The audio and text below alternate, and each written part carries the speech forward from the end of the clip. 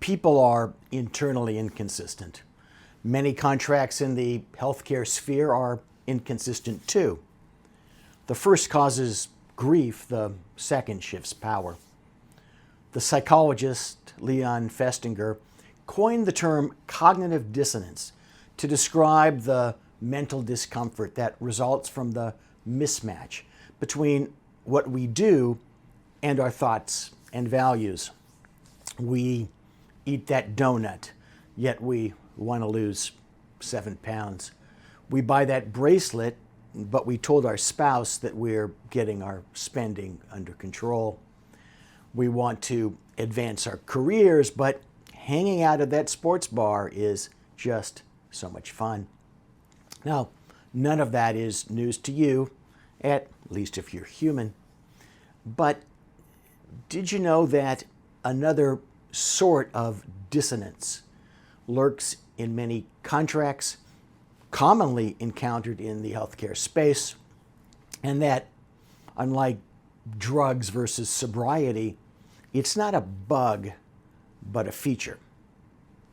What I call inter-contractual dissonance describes a contract drafting strategy in which apparently favorable or neutral provisions appearing generally prominently in one place in an agreement are purposefully contradicted or greatly tempered at another, often, but not always, far less prominent place in the same document.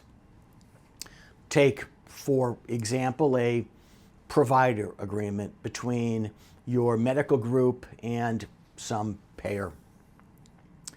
You negotiate at length for favorable rates and a 5-year term with an automatic annual upward-only adjustment pegged to the CPI. You break out the party hats. Yet, you don't notice the landmine buried in the middle of a half-page long paragraph 43 pages down in the document.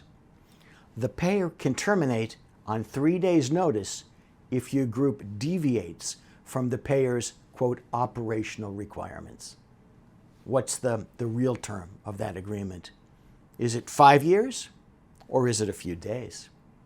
Is CPI an acronym for Consumer Price Index or just crappy provision inside?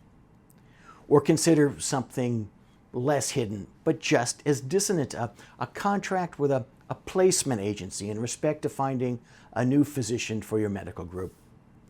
It provides at Section 2 that the fee is due upon a candidate entering into an employment agreement with your group. You're happy to see Section 3 with its bolded, all caps heading guarantee that should the new employee depart within 30 days of entering into an employment agreement, the agency will exert its best efforts to find another candidate without charging an additional fee.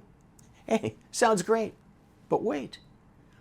If, as is most often the case when hiring through agencies, the physician is engaged more than 30 days before he starts, the, quote, guarantee becomes far less valuable, or maybe just pixels on a screen.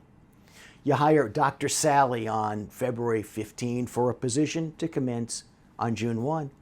And there's a pretty good chance that if Sally discovers that she doesn't like working for you, it's going to happen in June or July, well after the guarantee has expired.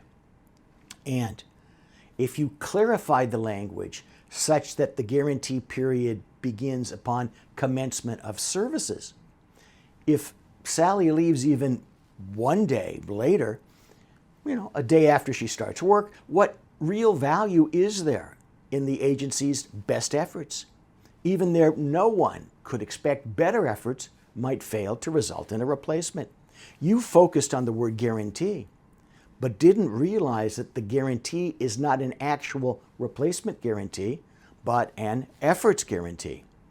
Now you've got no doctor and no money. Sweet deal, just not for you. These provisions within the same contract are purposefully internally inconsistent. They are not drafting errors like cognitive dissonance in a human being. They're causing grief and tension, but just on you, not on the party that controlled the contract. To the contrary, they bring that party a perverse form of pleasure.